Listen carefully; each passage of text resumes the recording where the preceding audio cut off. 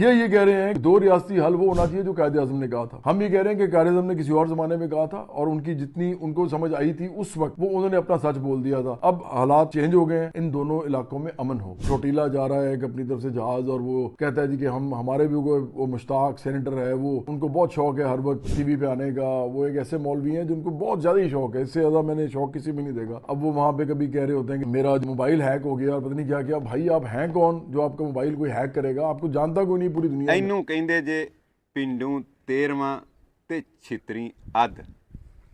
ਉਂਝ ਤੇ ਭਾਰਾਂ ਨੂੰ ਜਾਣਦਾ ਕੋਈ ਨਹੀਂ, ਲੇਕਿਨ ਲਾਹਨਤਾਂ ਤੇ ਗਾਲਾਂ ਇਸਰਾਈਲ ਦੇ ਨਾਲੋਂ ਵੰਡ ਕੇ ਪੂਰੀਆਂ ਅੱਧ ਲੈ ਰਹੇ ਨੇ। ਸੈਨੇਟਰ ਮੁਸ਼ਤਾਕ ਅਹਿਮਦ ਸਾਡਾ ਕੌਮੀ ਹੀਰੋ ਵੇ। 40 ਮੁਲਕਾਂ ਦਾ ਕਾਫਲਾ ਸੀ ਉਹ ਪਾਗਲ ਨੇ। ਪੂਰੀ ਦੁਨੀਆ ਇਸ ਟਾਈਮ ਇਸਰਾਈਲ ਤੇ ਲਾਹਨਤਾਂ ਭੇਜ ਰਹੀ ਹੈ ਤੇ ਸੈਨੇਟਰ ਮੁਸ਼ਤਾਕ ਅਹਿਮਦ ਨੇ ਉਹ ਕੰਮ ਕੀਤਾ ਕਿ ਹਰ ਬੰਦਾ ਮੱਠਾ ਪੈ ਗਿਆ ਸੀ। ਫਲਸਤੀਨ ਦਾ ਕਾਜ਼ ਦੁਬਾਰਾ ਦੁਨੀਆ ਤੇ ਉਠਾ ਦਿੱਤਾ ਉਹਨਾਂ।